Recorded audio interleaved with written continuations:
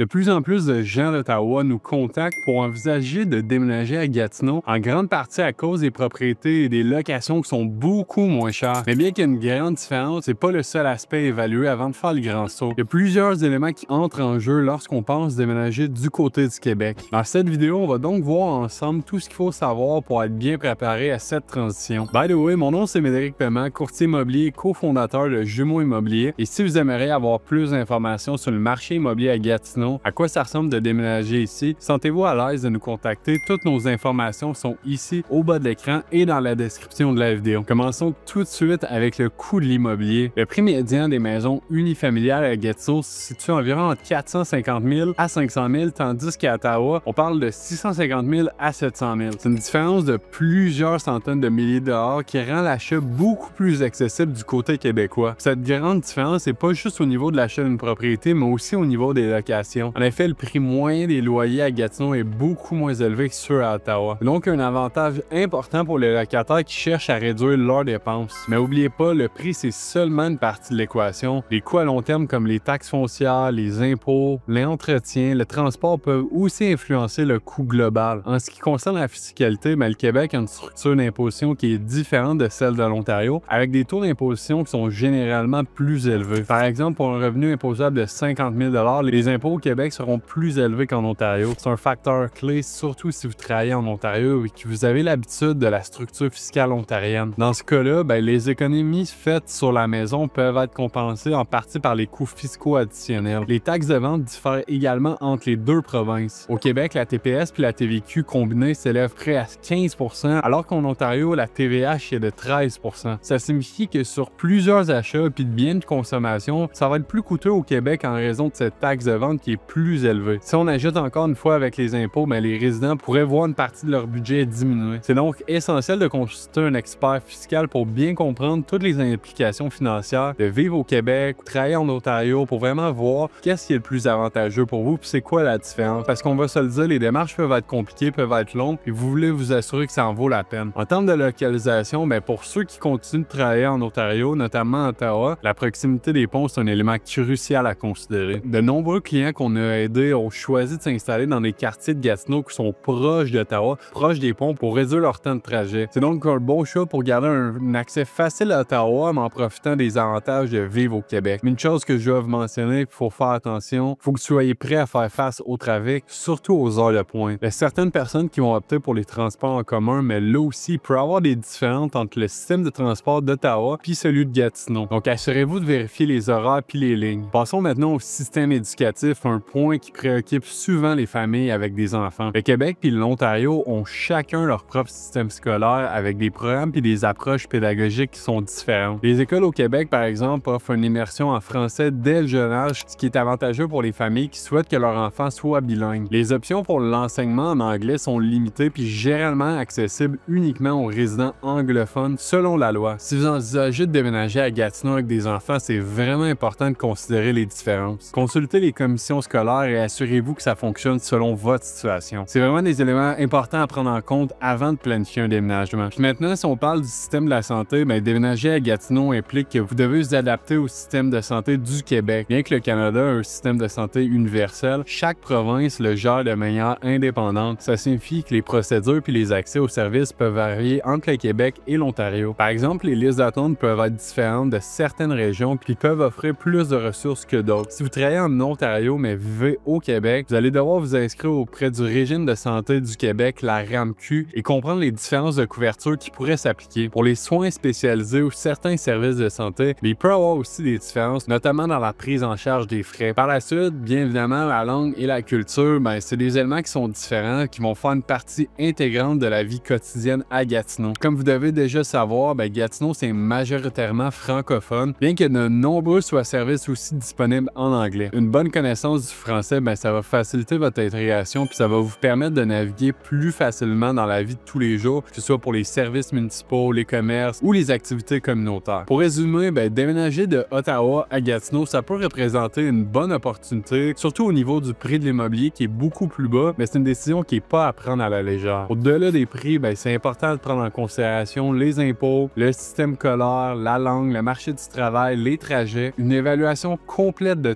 tous ces facteurs, ça va vous permettre de vous assurer que vous faites un bon choix pour vous et votre famille. Si vous avez des questions ou si vous aimeriez qu'on vous aide dans votre transition de l'Ontario au Québec, n'hésitez surtout pas à nous contacter, ça va nous faire plaisir de vous aider puis répondre à vos questions. J'invite à vous abonner puis à liker la vidéo si vous avez apprécié. Merci encore puis je vous dis à la prochaine.